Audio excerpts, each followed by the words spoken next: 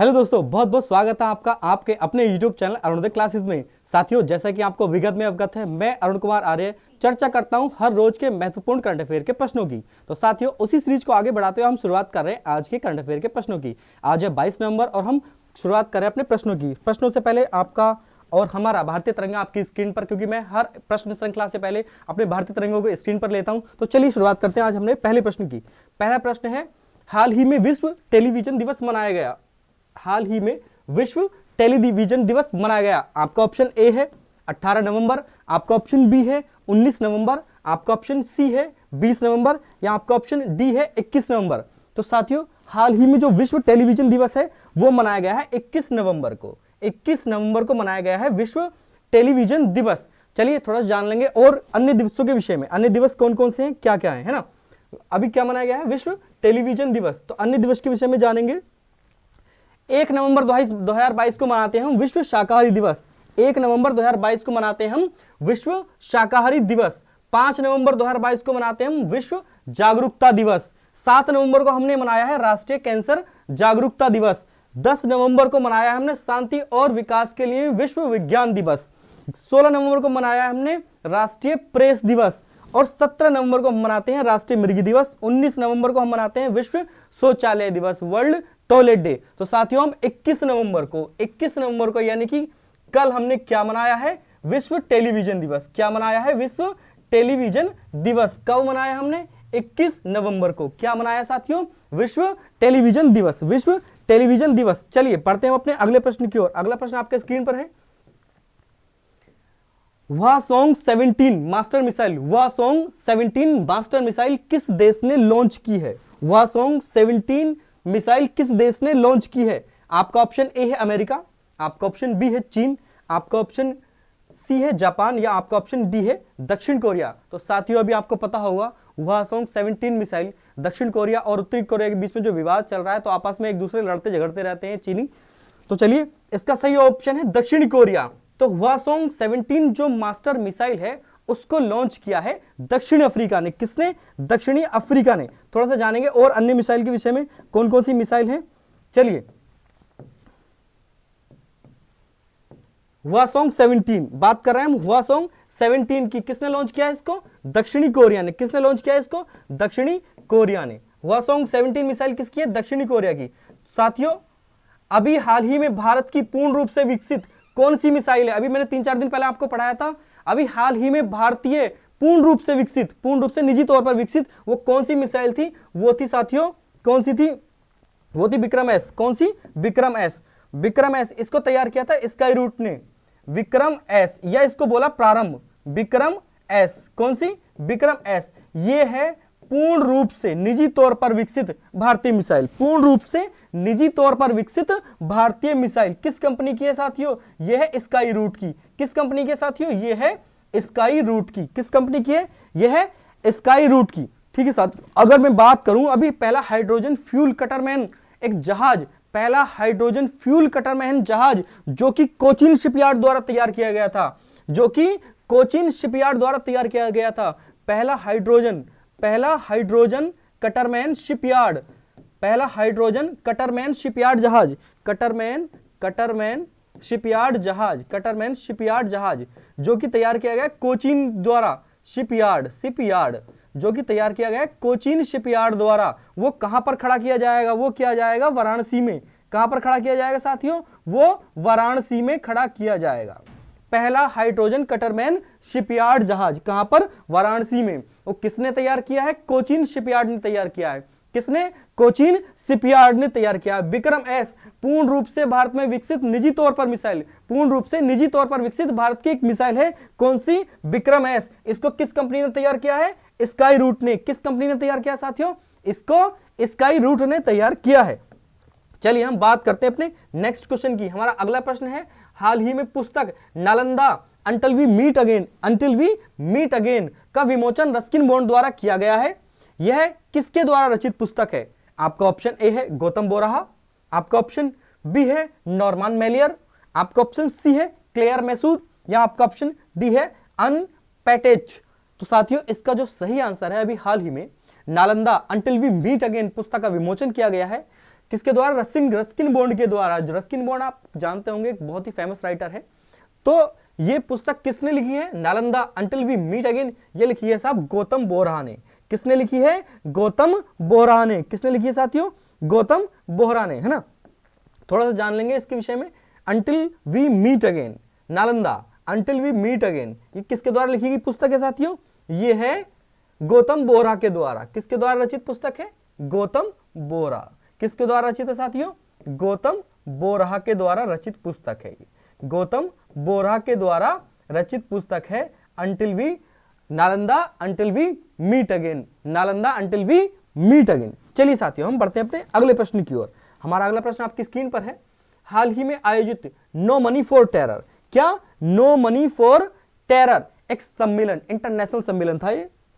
इसका आयोजन कहां किया गया साथियों? आपका ऑप्शन ए है मध्य प्रदेश, आपका ऑप्शन बी है उत्तर प्रदेश, आपका ऑप्शन सी है नई दिल्ली, या आपका ऑप्शन डी है हरियाणा।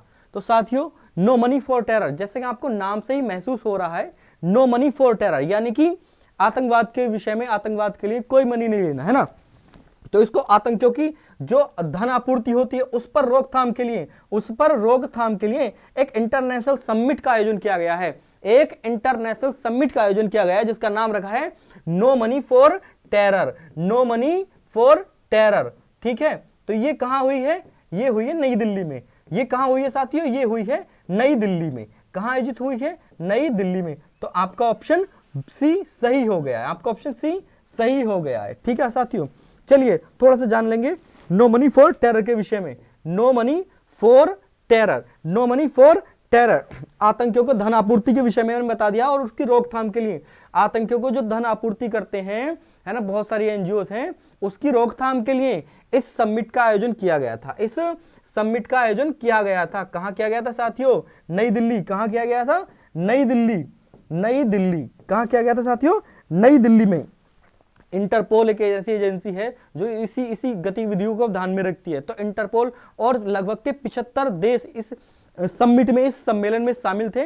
इंटरपोल जैसे भी एक संस्था है वो और अन्य 75 देश शामिल थे इस समिट में। नो मनी फॉर टेरर कहां आयोजित की गई साथियों? नई दिल्ली में। कहां आयोजित की गई? नई दिल्ली में। बढ़ते हैं अपने अगले प्रश्न की ओर। आपका अगला प्रश्न आपकी स्क्रीन पर है। हाल ही में आयोजित Abu Dhabi grand Abu Dhabi grand prix 2022 का विजेता कौन रहा है? क्या है आबू धाबी ग्रैंड प्रिक्स? तो साथियों, ये एक F1 जो रेस होती है ना, फॉर्मूला जो रेस होती है, तो उसकी ही एक क्या है, उसका ही एक मतलब एक रूप है ना, उसकी एक टूर्नामेंट है, उसी की एक टूर्नामेंट है F1 फॉर्मूला रेस की। तो उस टूर्नामेंट का नाम है आबू धाबी ग्रैंड प्रिक्स 2022। तो उसका विजेता कौन रहा है? आपका ऑप्शन ए है लुइस हैमिल्टन, आपका ऑप्शन बी है सेबेस्टियन वेटेल, आपका ऑप्शन सी है एम वर्स्टापेन, आपका ऑप्शन डी है जी रसेल। तो साथियों, आबू धाबी में आयोजित हुई है grand prix, F1 grand prix इसका विजेता रहे हैं एम वर्स्टापेन। एम वर्स्टापेन कौन रहे विजेता? M Verstappen. अब मैं बता दूं, थोड़ा सा इसके विषय में और बात करेंगे, है ना। अब हम इसके विषय में थोड़ा सा और बात करेंगे। इस आबू धाबी ग्रैंड प्रिक्स के विषय में हम बात कर रहे हैं, आबू धाबी ग्रैंड प्रिक्स के विषय में। साथियों, आपको पता हो गया आबू धाबी ग्रैंड प्रिक्स क्या है? एक टूर्नामेंट है किसका? F1 रेस का। किसका? F1 रेस का। F1 रेस का। ये F1 रेस है, किसकी होती है? Formula 1 race. किसकी होती है?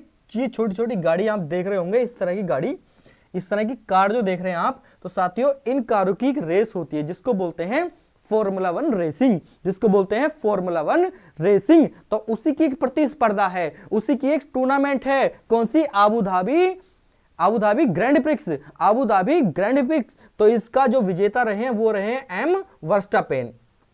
अभी साथियों, इसी तरह की car racing, street car racing का आयोजन कहां किया गया है भारत में पहली बार? आप बताइए। तो साथियों, भारत में पहली बार हैदराबाद में इसी तरह की स्ट्रीट कार रेसिंग का आयोजन किया गया है हैदराबाद में। भारत में पहली बार स्ट्रीट कार रेसिंग। कौन सी? स्ट्रीट कार रेसिंग का आयोजन कहां किया गया है? वो किया गया साथियों हैदराबाद में। स्ट्रीट कार रेसिंग का आयोजन कहां किया गया साथियों? वो किया गया है हैदराबाद में। कहां पर? हैदराबाद में। ठीक है साथियों, हैदराबाद में। एक चीज और साथियों, अभी मैं आपको बता दूं, इसी से संबंधित है। हाल ही में इस F1 फॉर्मूला 1 रेसिंग ड्राइवर हैं, मैं एक सेकंड अभी देख के बताता हूं कौन से ड्राइवर हैं। अभी मैंने ऑप्शन में बताया था आपको। तो उन्होंने क्या हुआ है, उन्होंने F1 रेसिंग से संन्यास ले लिया है। किससे संन्यास ले लिया है? किससे? F1 फॉर्मूला 1 रेसिंग से। F1 फॉर्मूला 1 रेसिंग से सेबेस्टियन वेटल। सेबेस्टियन वेटल, जो सेबेस्टियन वेटल हैं, उन्होंने अभी फॉर्मूला 1 रेसिंग से संन्यास ले लिया है। सेबेस्टियन वेटल, किसकी बात कर रहा हूं मैं? सेबेस्टियन वेटल की। सेबेस्टियन वेटल क्या है? एक फॉर्मूला 1 ड्राइवर हैं। सेबेस्टियन वेटल की बात कर रहा हूं मैं, सेबेस्टियन वेटल की। तो हाल ही में सेबेस्टियन वेटल, जो कि F1 फॉर्मूला 1 रेसिंग ड्राइवर हैं, उन्होंने इन प्रतिस्पर्धाओं से, यानी कि फॉर्मूला 1 कार रेसिंग से क्या लिया है? संन्यास की घोषणा कर दी है। संन्यास की घोषणा कर दी है। ठीक है साथियों, चलिए अब हम बढ़ते हैं अपने अगले प्रश्न की ओर। अब हम बढ़ते हैं अपने अगले प्रश्न की ओर। अगला प्रश्न आपकी स्क्रीन पर है। हाल ही में किस देश, किस शिक्षा के क्षेत्र में काम करने वाली संस्था, शिक्षा के क्षेत्र में काम करने वाली कौन सी संस्था, प्रथम संस्था कौन सी साथियों? प्रथम को कौन सा पुरस्कार दिया गया है? ये शिक्षा के क्षेत्र में काम करने वाली की एनजीओ है, जिसका नाम है प्रथम, जिसका नाम है प्रथम। उसको कौन सा पुरस्कार दिया गया है?